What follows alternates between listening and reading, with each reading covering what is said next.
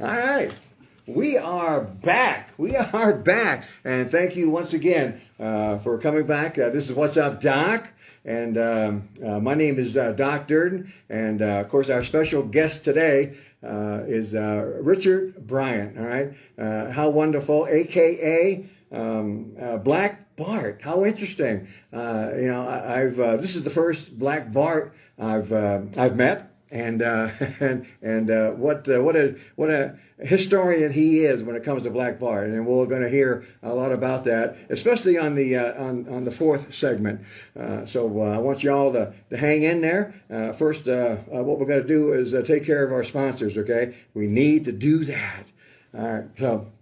We're going to start out, of course, with Wainema Ranch. All right, Wainema Ranch. All right, it's a charitable organization. It's a sanctuary for wild horses, and they do a absolutely phenomenal job. It's just a crazy amount of time that are involved taking care of and feed of the wild mustangs, and there could be anywhere from 100, maybe 200 horse out there on the ranch, and what a sight to be saw. What a sight to see, anyway. And here, I actually got a glossy. Look at here. And that's the picture right off of Wainema Ranch. All right, this is absolutely wonderful. All right, and look at those horses. They're all wild mustangs. How cool is that? Wainema Ranch. All right, and also, we have another glossy here, and we'll talk about that each one. We have Eddie and Shari, and they are the owners, the proprietors of the Wainema Ranch. And let me tell you, they spend an awful lot of time, as you can imagine, out there taking care of those horses. All right, and of course, how rewarding can it be? Again, as most of you know, that I've had 7 horses, and just the feed alone for 7 horses is $600 a month. So that don't take care of anything else. That's just the feed and care. Or thank you. All right, here's Carl. Oh, Carl. Thanks for watching. Ben? Ben Reed. All right, we're to standby. All right. All right. Got my music. Hear it. All right, 5 seconds.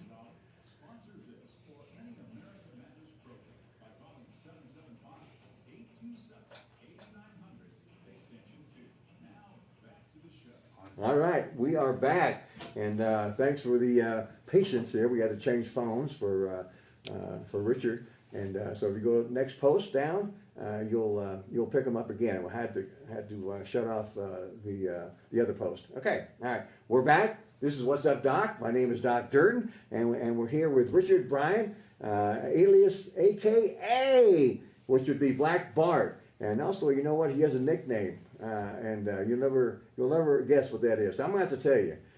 No, I'm going to have him tell you. All right. So, Richard, now you've been employed how many years with? Well, I was probably spent 40 years in the gaming industry. Yeah. Good for you. Good for you. It was fun. The money was halfway decent. Yeah.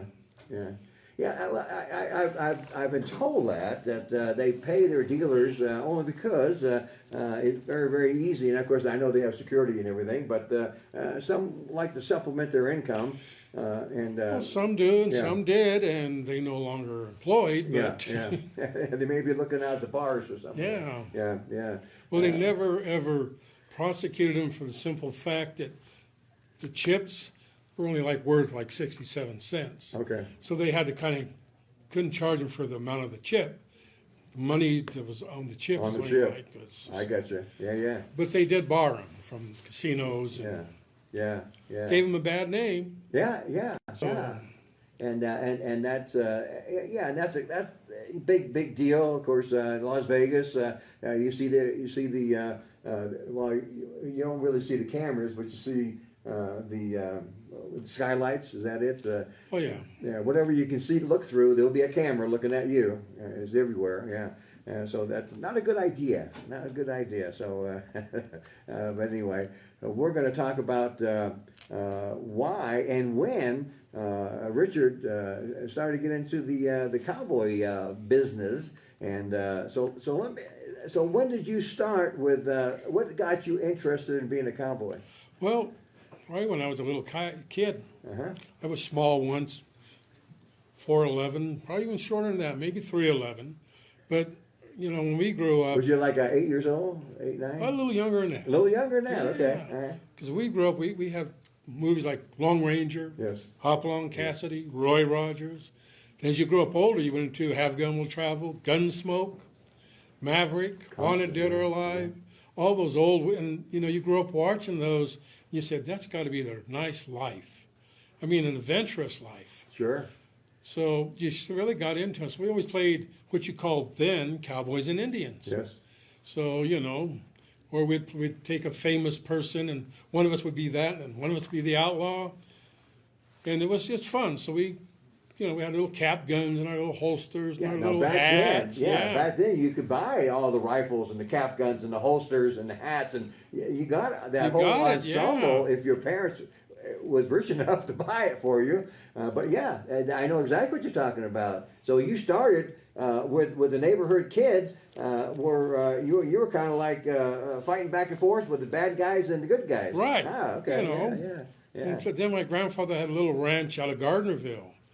So and we used to spend the summers there, and we learn how to milk cows, feed horses, ride horses, feed chickens, clean chicken coops, stuff like that. Now, was that a good experience? All the fun stuff. Yeah, was that a good experience with you when you were younger? Probably not. Until you got older to realize that was the best thing that could have happened to you. Oh, yeah. Then it was just a game. Yeah. We were just having fun, kids. We didn't know. We was playing around with TV, watching TV. And yes, they did have TV back then. A lot of people say, you look a little old. You sure they had TV back then? But yes, they had TV back then. It was really small like this. Yeah, that's right. But we did watch it. Yeah. And, we did grow up with all the Westerns. They don't have Westerns like they used to have. No, Republic was putting a new movie out every week. Yeah. Every week they had a new cowboy movie. Always kind of Westerns. Yeah. Grew up with John Wayne. Yeah. Burt Lancaster. Sure. Gregory Peck. Yeah. James Stewart. All those guys, know. And so I really got into... made a big impact on you. Yes. Yeah. So life continues, and you didn't really do anything because you're so young anyway. But now you've become an adult, and now when did you first dress up as a cowboy and got out there and did something? Oh, well, I was in the fast draw. Back then it was an SSS, what they call SASS or SAS, but they had fast draw contests and stuff. Okay, yeah. So I was indulged in that, which was fun. Right, you're involved in that. I wasn't the fastest, but then I wasn't the slowest either. Right. So I was in between. Okay. So and then I started. You start wearing the boots and the jeans and the shirts and the button down. The snaps. Yeah. And the hats and. Yeah. So you got to understand that there was a period look, and then there was an urban look. Well, when I was younger, there was no urban look. The urban look came around 1970s with at their drugstore cowboy or whatever it was with John Travolta. Yeah. Yeah, that's when the urban cowboy came along. Yeah. But before that, it was just just regular Western wear. You put a cowboy hat on, and you got a little rifle. That's urban cowboy stuff was all these fancy shirts, fancy boots, and fancy hats. That was the urban cowboy. The real cowboys wore straw hats, felt hats, just regular like they do now. Yeah. It was just, you weren't in the period because basically the television shows weren't all period dress. Some of them were, but the lead person, they usually weren't in period dress. Yeah, exactly. But some of the characters that came on the show, some of them were in period dress. Yeah. So, but for the most part, you even with quick draw, you had to have an urban look to you, an urban cowboy look. Well, cityfied type of look, And then once you went through that, how did you get into the period look? What then you started looking at history books and pictures and stuff, and things looked. You'll say, well, that's what they looked like back then. Yeah. nothing like TV. Yeah, yeah. So, because even like in the earlier movies didn't have that real period look. Right. So you right. start looking and say, well, that's the kind of hats they wore. I That's like the that. kind of Yeah. shirts and vests they wore, and that's Yeah. the kind of boots they wore. Yeah. Yeah, so So that's when you got. now you're enjoying that, and now you get yourself some period clothes, which is when we talk about period clothes, it kind of resembles some of the people that look like that in the 1800s. Right. Usually a town folk person. Well, if you follow Wyatt Earp, that was kind of like the dress, and that's kind of like what we look like today. And I follow exactly what where Richard is, and have that same look. That's what I prefer. And there's cowboys and the whole thing, and that's absolutely wonderful. Everybody has something different. I just happen to look like the Wyatt Earp gambler type look. All right. So now so when did you get, so now you're period look, and of course you vacillate back and forth too. You do become a cowboy, and Yes. you do both, okay? And then when did you get to Virginia City? When was your first time? Oh, well, I've been to Virginia City a lot of times, even when I was younger. Because you're at Carson City? Yeah, right up, and we Right. went there, and Yeah.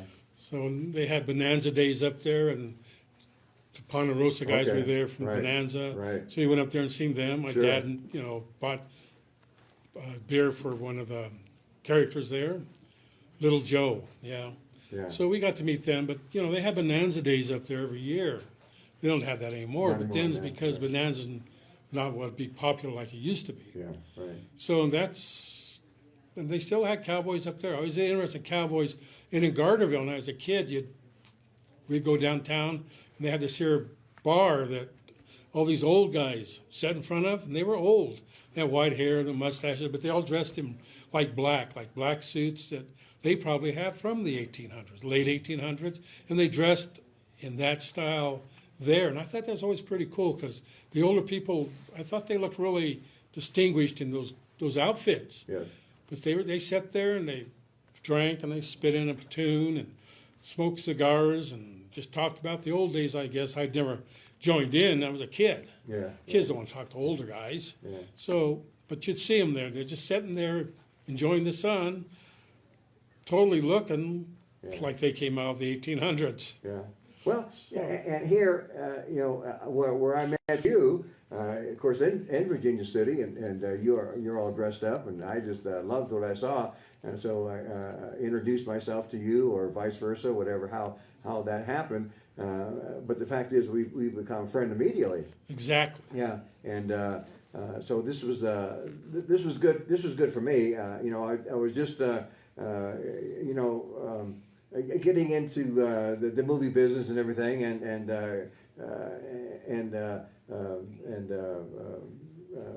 Richard here, he volunteered his services, and that's how he got involved with the movie making. Well, he was mainly behind the scenes type of guy at the beginning, all right, until he felt confident enough to go ahead and do a little bit of acting, and so we did. And what was interesting about that? So now he came to me last year, and he said, "Doc," I said, I need a little bit bigger role. I'm ready for this, okay? And I said, "Well, yeah, I'm glad you came to me." So he has to go through my acting class, and all acting, 2 minutes of it. one. And you and your wife, we spent about 3 hours. Yeah, 3 hours. I thought it was 2 minutes, but it's 3 hours. Yeah, 3 hours. Yeah, and I know your wife absolutely, Nancy, a lovely wife, and she absolutely loved it, and she became more confident right then and there. And I know that you learned enough, but you wanted a bigger piece, a bigger script, and I gave it to you. And so the first piece that you did was Leland, and he was the judge. And we're we're gonna have to finish up real quick because we have to get into Black Bart. All right, come on back. We'll finish up. All right, bye. Yeah, I had to bring that connection up so we can finish up on that, so you have time to go on Black Bart. Oh yeah. Yeah. 15 minutes. I can do a little bit in 15 minutes or so. Yeah, yeah. I'll finish up with you being well the judge on Leland, and you did. That was well, me and you going back and forth. That was Yeah. that was great. That was good. And then you were the judge of the trial. And, Were you going to finish that? yeah, well, you know, I yeah, for the most, well, you know, yes and no. It's for the most part, the Leland part is done. All right, it's the cowboy thing that I'm still wrestling with, whether I'm going to put it in or not. I still have to do a final edit on Leland, and that means I have to have Cameron Hawkins back out with Mad Dog. They have to redo their scene. Because of me, I screwed up. We were No. filming. Yes. Yes? Yes, indeed. No. Yeah. No, and- I'm not going to believe that. yeah, we were filming, and of course I had several whiskey bottles on the bar, and we filled them up with whatever, and so we're doing the scene, and my business partner is getting extremely drunk. He's just downing shots one after another, and the bottle that they were using is Jägermeister. And it still had the label on it, right?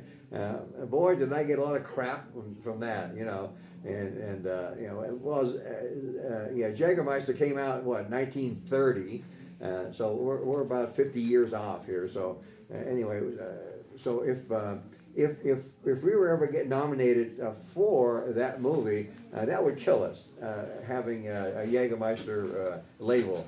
So now we have to redo that scene. That's not going to take too long. It's just a question of getting Oh, this yeah, together. yeah, that would be. See how they do that, and that wasn't even here yet, but it is now. But yeah, Yeah, yeah. I tried to lighten it up a little bit and say that this was a prototype, and it's called Jaeger, and it was a prototype and it came out in 1880. Well, that didn't go over good. So anyway, so we got to reshoot that. Reshoot that, and then yeah.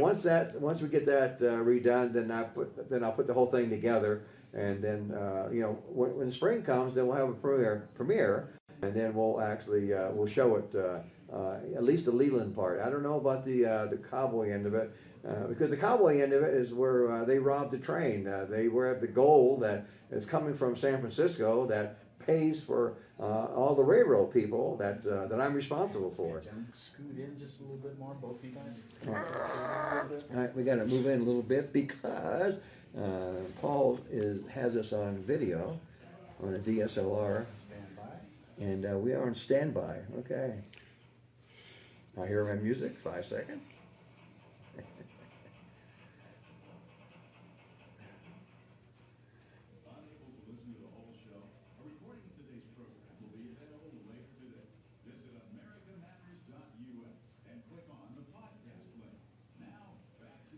All right, we're back. All right, this is it. I was just going by real quick again. We're on our fourth segment, so we have to get into the history of Black Bart. But I want to finish up with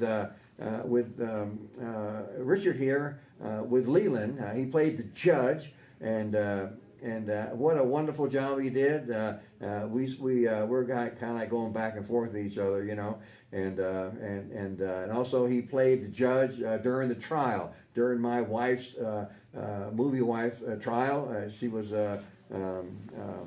accused of murder, and so we went through that whole trial, and that was good. I loved it. So we're gonna put that together, and then we'll have a premiere.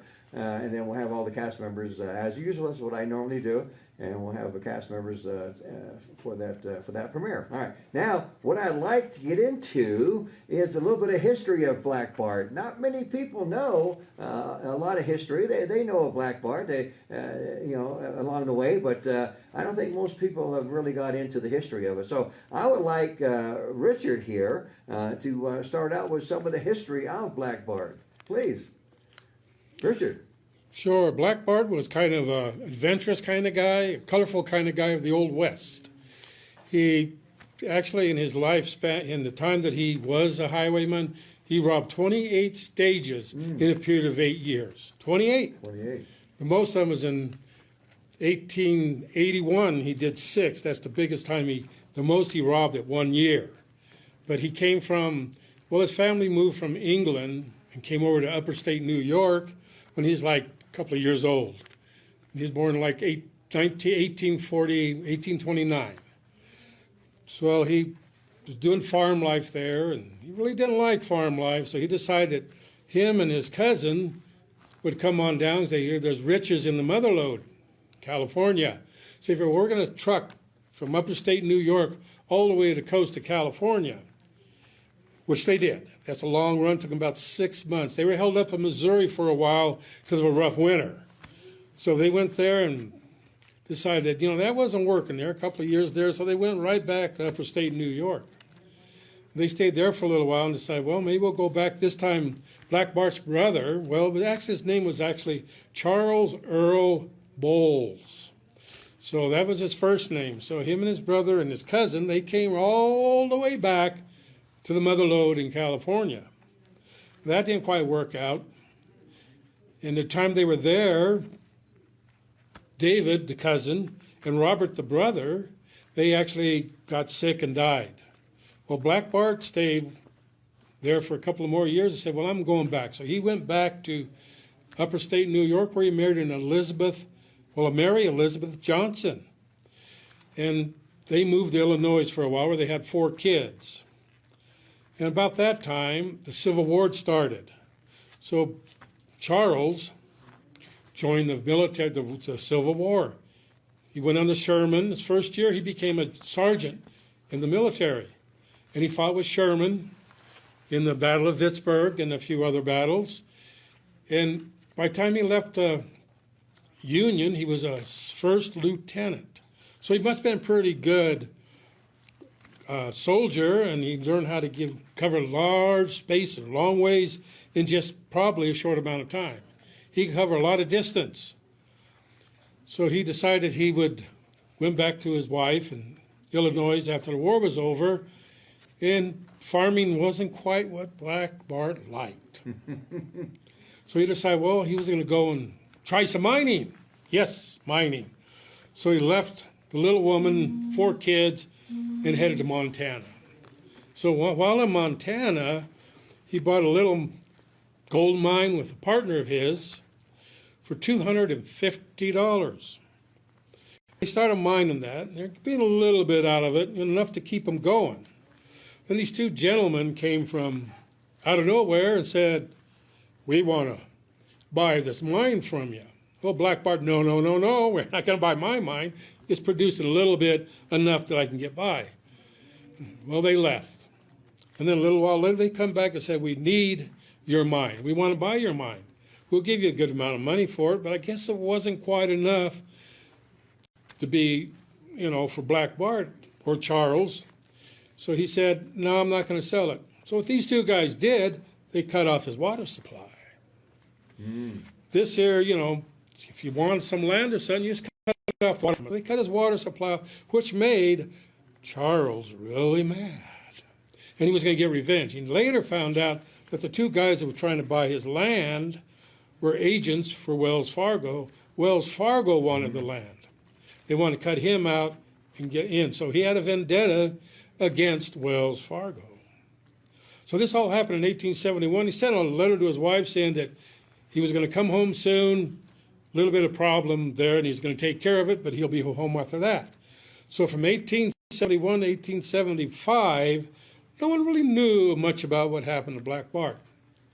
And one day, about 100 miles east of San Francisco, called Funk Hill, stage is coming up there, and this here gentleman jumps behind a rock.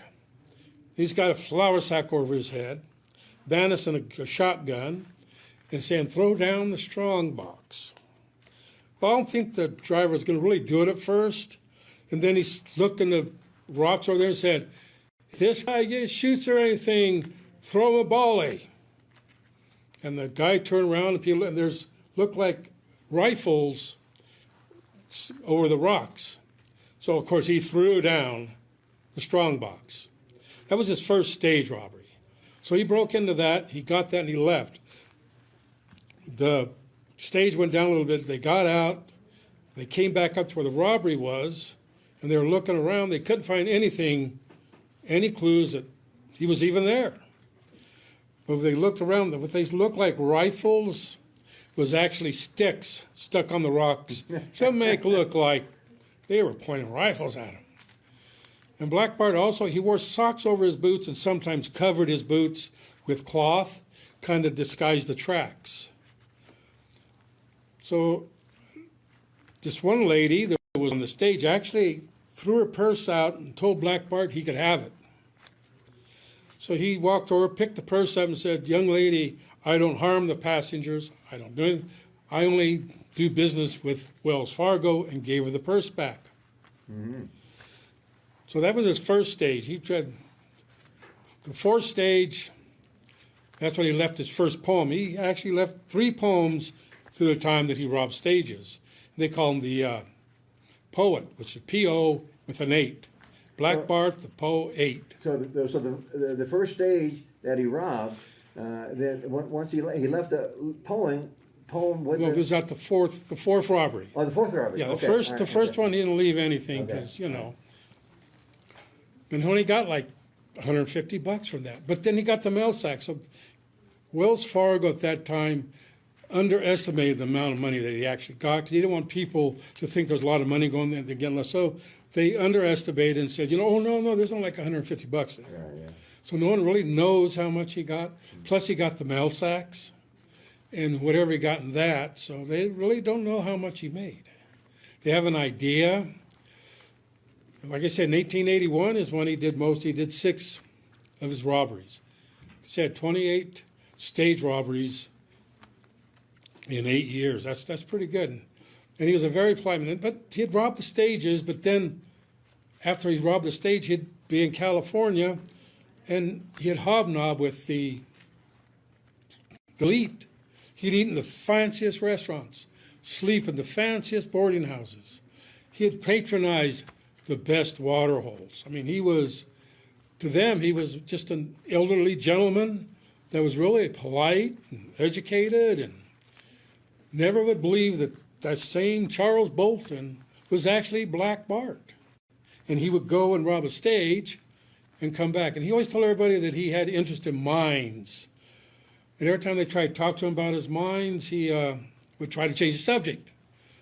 And every time they did pressure him, he had enough knowledge to kind of fool them. So they just thought, there's a nice guy that has interest in mines. But he kept robbing stages. And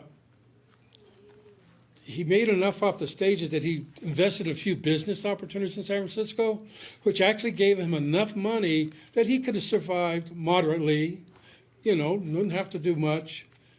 It gave him enough money. But he somehow must have liked the adventure or maybe liked the high life he was living. It continued to rob stages. So to get into it, his first one was at Funk Hill, about 100 miles east of San Francisco. Actually, the last one he robbed was at the same place. This time, they had a young gentleman he wanted to be a deer hunter. And he asked the stage driver was, I guess, a friend of his, McConnelly was his name. He said, well, there's a lot of doe up there, if we go on the stage line. And if you want to, you can come up there, maybe get off and do some hunting and meet me a little further up. Well, James Rolstacy, I think his name was, Rolstacy, he said, okay, and he's only like 19 years old at the time. So they going up towards Funk Hill, and then they got to the top where Black Bart was. Now, Black Bart actually seen this gentleman, James, get off the stage. And I guess he really didn't wonder anything or too much. But then the top of the hill, they stopped him. Well, as usual, we're out of time. Just that quick. It's amazing how time flies. All right. We'll have to finish up with Black Bart. Bring him back so you can finish the story. Thank you so much for tuning in, and see you next week. All right. Adios. Bye. All right. Let me shut this off without destroying. Should I hit finish? No. I did that one time. Well, maybe come back and finish some Black Bart stories. So what happened? Well, he did, instead of she's not doing the stage robbery. Because he knew that guy was there. So she did her mic checks. Yeah. Oh, good. Good, you know. So when I come on, I'll go like this. Fool everybody. I had a friend that I worked with that woke up one morning and he lost all his hearing in one ear. Really? Just gone. Gone. From the virus, they said. All the cilia in the ear was flat and his fluid was gone. So they gave him a cochlear implant. You ever hear that? No, And it's a no. little box, a mechanism that they go through the skull and they hook it into your audio nerve and allows you to hear. And it's a little box that's actually on your skull. So Wow. he got this and he's back at work 2 weeks later. So I go, Bert, I go, are you able to hear me? He goes, yeah, it's really great. And I go, Yeah. and he goes, well, what? I go, just a second, and he fiddles with it. He goes, okay, say that again. And he starts Check on your mics. What's wrong with him? Am I on? Yeah, there you go. Yep. Is this a test? All right, Yeah. test. 1, 2, 2, 2. 7654. Hi. 1, 1, 2, 2. 3. You're good. How about Black Bart? Are you in your How about microphones? who? Is Black Bart in here? Can you hear it? Can you hear Black Bart? You're good. You're good. Well, of course I'm good, but can you hear me? That's what we talk about in here. Oh, I okay. don't care if you're good. Only if we can hear you. Okay. All right, we're live and we're on Facebook right now. All right, hello, Virginia City.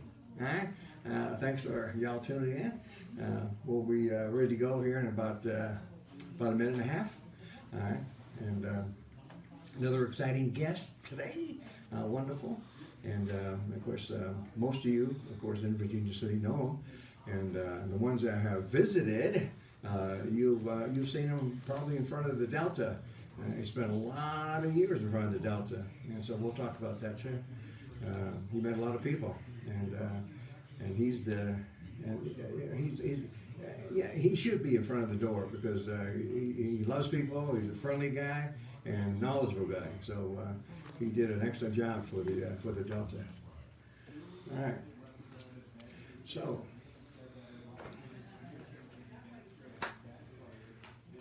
And of course, he's his outfit today is just second to none. Right? It's just absolutely brilliant outfit. He plays several characters, but he's part of fortunately, he's part of my crew, and I love the guy. Right? Same with Paul. Paul's on camera. He's on the DSLR today, so we got good people with the production company, and not only that, we have a great cast, don't we? We have a great cast. It's all you. It's all you people. I love you all. 10 seconds. Stand by. 10 seconds. All right, we got 10 seconds.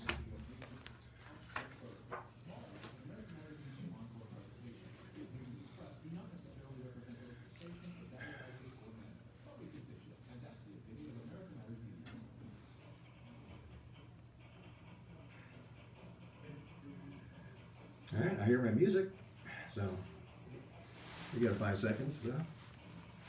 All right, we are back. We are back, and thank you once again for coming back. This is What's Up, Doc, and my name is Doc Durden, and of course our special guest today is Richard Bryan. All right, how wonderful, aka Black Bart. How interesting. This is the first Black Bart I've met, and what a historian he is when it comes to Black Bart, and we're going to hear a lot about that, especially on the fourth segment. So I want you all to hang in there.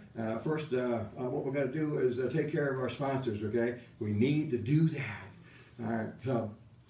We're going to start out, of course, with Wainema Ranch. All right, Wainema Ranch. All right, it's It's a charitable organization. It's a sanctuary for wild horses, and they do an absolutely phenomenal job. It's just just a crazy amount of time that are involved taking care of and feed of the wild mustangs, and there could be anywhere from 100, maybe 200 horse out there on the ranch, and what a sight to be saw! What a sight to see, anyway. And here, I actually got a glossy. Look at here. And that's the picture right off of Wainema Ranch. All right, this is absolutely wonderful. All right, and look at those horses. They're all wild mustangs. How cool is that? Wainema Ranch. All right, and also, we have another glossy here, and we'll talk about that. Each one. We have Eddie and Shari, and they.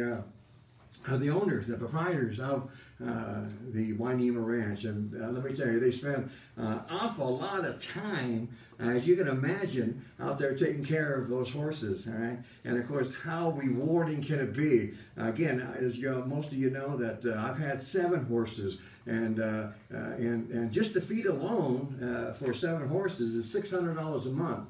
So that don't take care of anything else. That's just the feed and care, or the feed of the horses. So you can imagine the expense that they do have at the ranch, and also at the ranch is that you can take a tour. Yeah, they have tours. You can take a tour. You can around the ranch and see what's up. There's a lot to be had, a lot to be seen, and if you're lucky.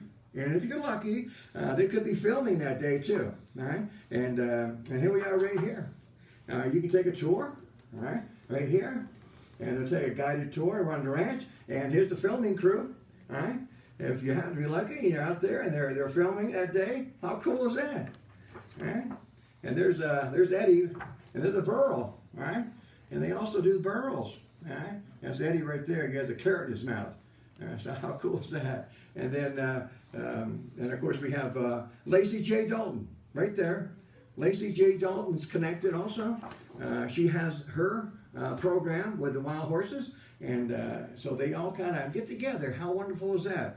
And they have one objective, and that's the care and feeding of the wild Mustangs of Nevada, and it's kind of unique, isn't it?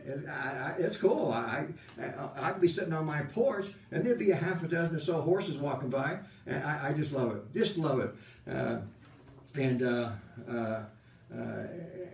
if you go to their webpage, and if you go WaineemaRanch.com, all right, check out the webpage. All right, I got most of these pictures from that webpage, and there's more.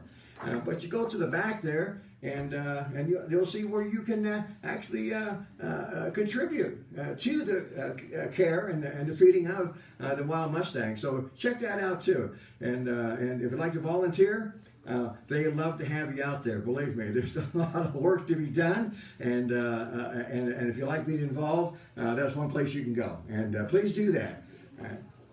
And so we're going to move right along right here to the Great Basin Highway Magazine. Right here.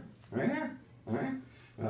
I had to be fortunate. I was on that front cover about 3 months, and that photo. I took that photo in Winnemucca.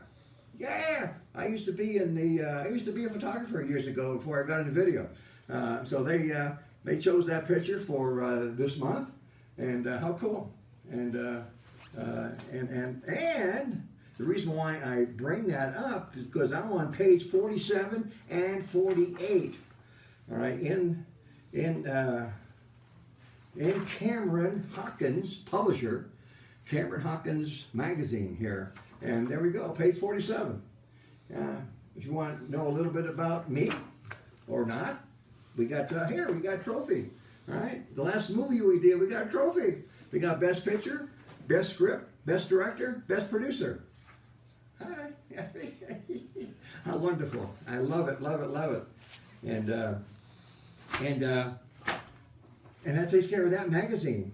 All right, on page 48. Well, we don't have to discuss that because here it is right here.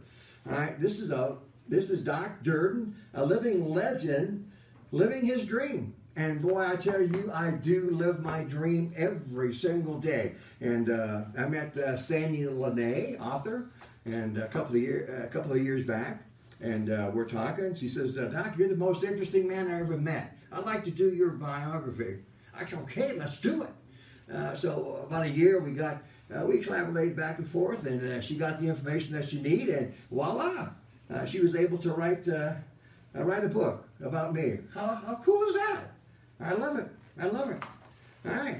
And this is interesting. Of course, along the way here, if you have a question you want to call in, you're welcome to do so. All right. And the number you call is 844-790-8255.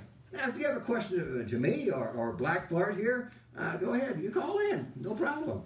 And our numbers are absolutely huge. The last couple of weeks, all right. Of course, we're averaging around 9,000. We've reached about 89,000. But the last 2 weeks, all right, Cindy, the last show I had, Cindy, she reached 11,500 people. And the Desperados, they were at 15,000 people. So anybody out there that like to sponsor this show, you're welcome to do so. And I'm going to tell you how to do that. Eddie Floyd, we kind of partnered up. He says, "Doc," I said, "Listen here, I want to be your partner here. And if anybody wants to sponsor your show, you have them call me direct. You have them call me direct on my cell phone." Okay, so here's his cell phone. 775-384-4444. That's Eddie Floyd's direct number, all right? And so, again, our numbers are huge, they're big. And I just ran out of time. So we're going to a commercial, and stay tuned because we have Black Bart. All right.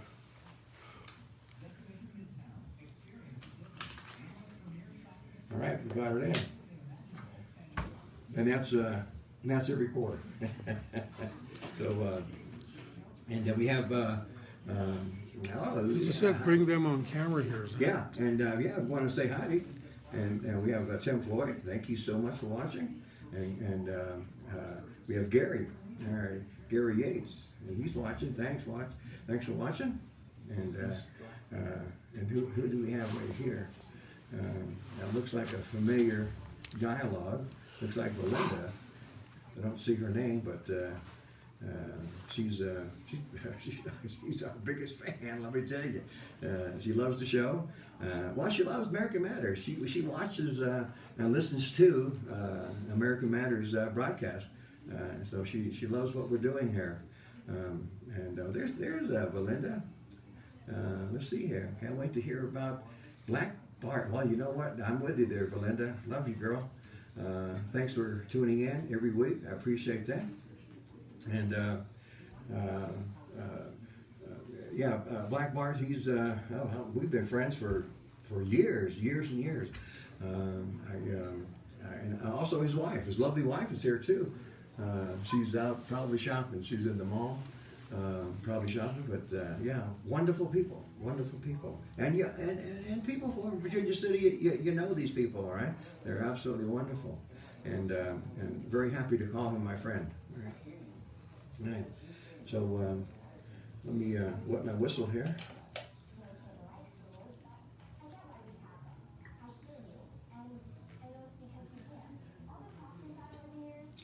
All right.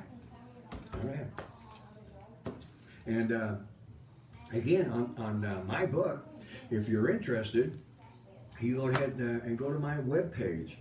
I have a brilliant webpage. It was done by Cameron Hawkins, all right, the publisher of the great Baseline Highway magazine. He gave me a website that is absolutely incredible. And I've had websites before, and they've been okay at best. But this website I just absolutely love.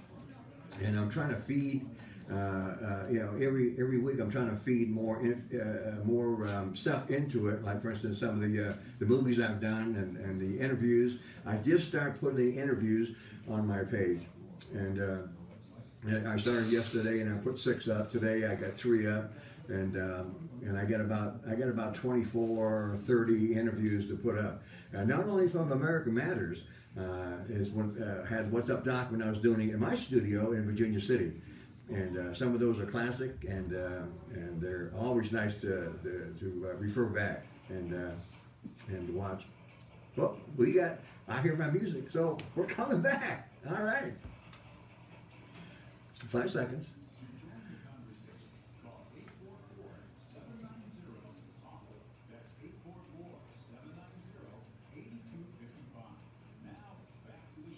All right, back to the show, they tell me. And here we are. All right, this is What's Up, Doc. My name is Doc Durden. And guess what? Yes, indeed, we have Black Bart here. And I just absolutely love his outfit. Of course, that's normal for him. He has many outfits, and this just happens to be one of them. And so I'm going to go ahead and introduce him to the show. I know you're all excited to hear what he has to say, as I am.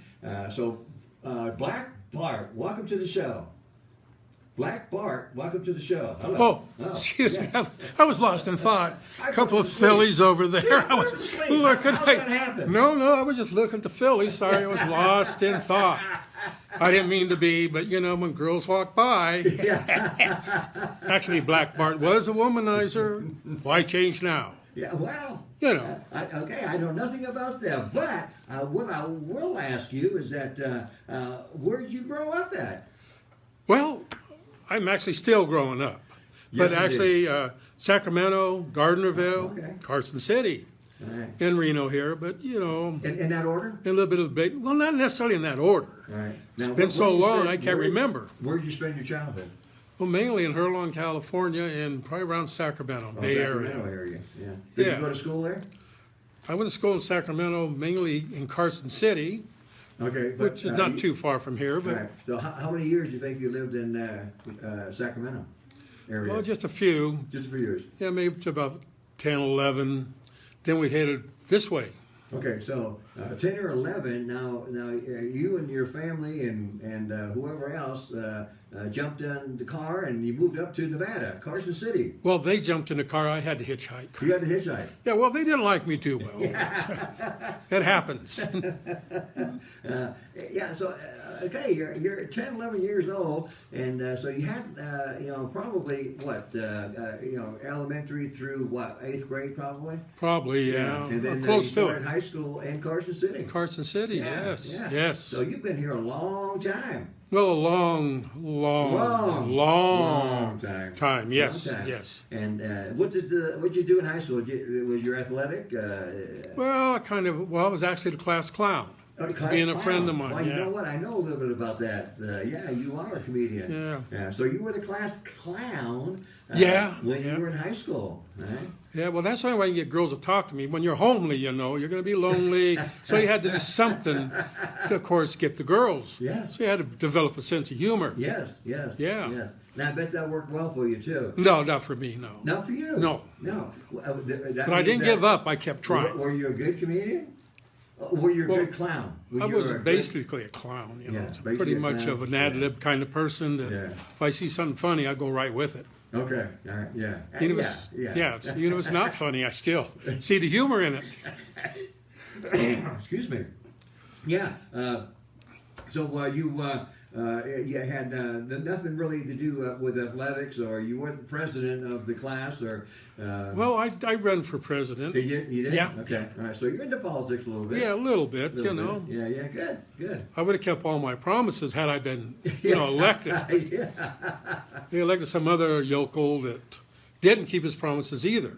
Well, yeah. Well, and that Typical seems to be what politics, happens yeah. today. All right. So that hasn't changed any. So No, still yeah. the same. Yeah, same thing. Same thing. So you grew up. So you graduated in Carson City from high school. Did you have any college?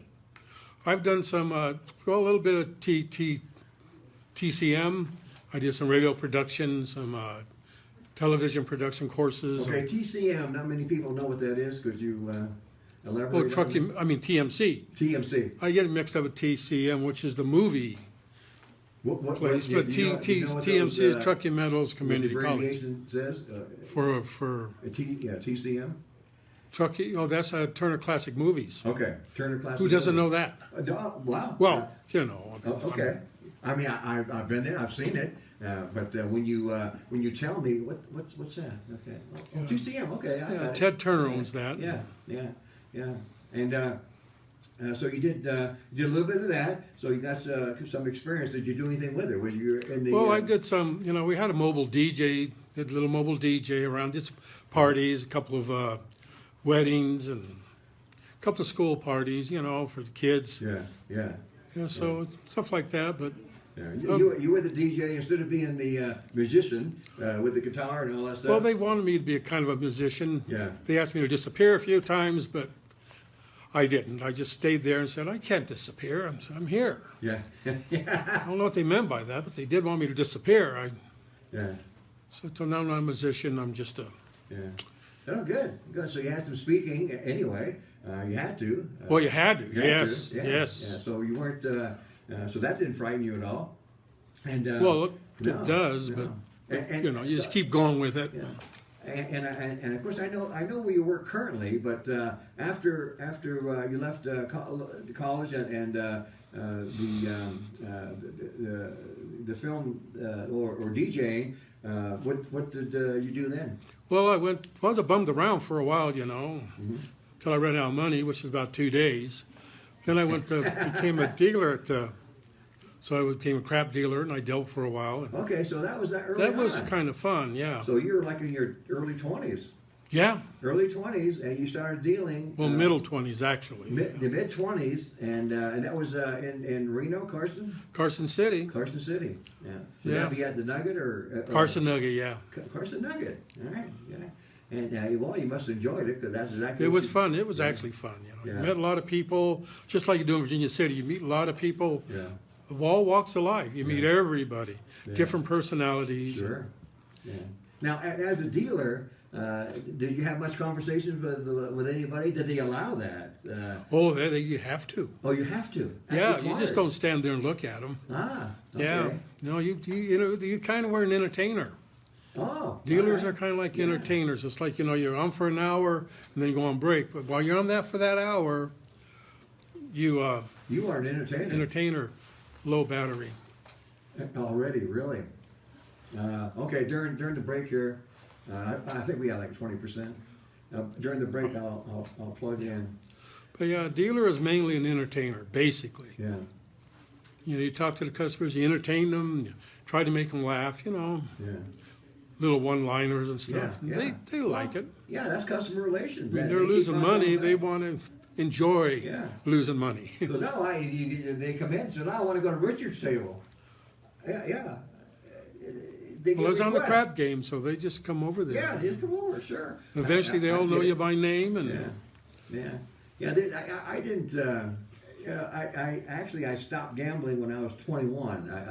I went into. you gambled till you were 21. Yeah. I began and stopped. When it was 21. legal, you stopped. Yeah. That's the way I do it. The MGM Grand.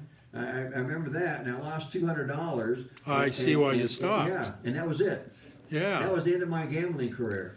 Never Mine never gambled again. started. Yeah. It was a gamble crossing the street going to work. Yeah, that's true too. So I figured, well, if I already took the gamble getting here, I ain't going to gamble anymore. Yeah. Don't push your luck, Yeah.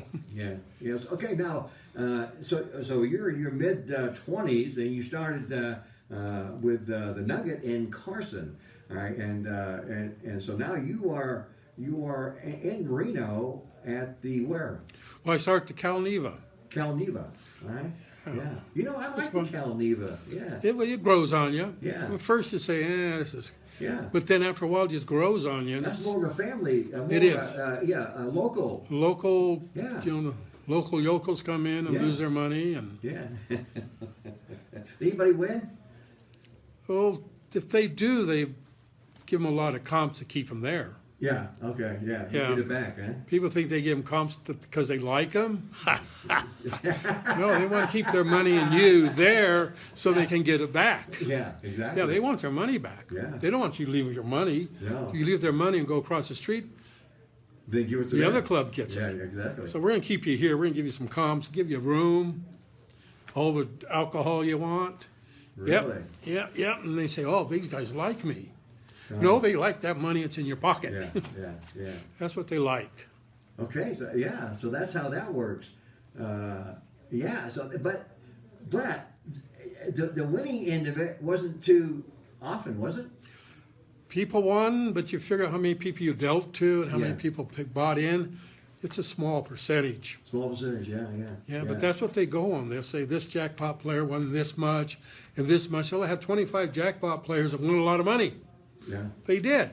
Then you have 2,000 that lost a lot of money. exactly. So they go on the positive part. On the positive, sure. They don't tell you the negative part. Well, yeah, they certainly wouldn't stay in business if they were losing. That's for darn sure. That's true. Yeah, they don't build among losers. Yeah. So you keep to this day. Do you still keep that sense of humor that you have with your clientele, with your table people? Oh, you can't give that up. Yeah, exactly. That's the fun part. You Right? got to keep your sense of humor. Yeah. No matter what. Yeah. Yeah, that's, and people they're starting to lose their sense of humor. They don't laugh. Yeah. You try to make now, something. That's exactly what I'd be. I would love that too. Being able to communicate with your what would you call it? Table with your table people. Yeah. Exactly. Yeah. How cool is that? Yeah. But now you're still employed with. Oh, no, I'm retired. Oh, you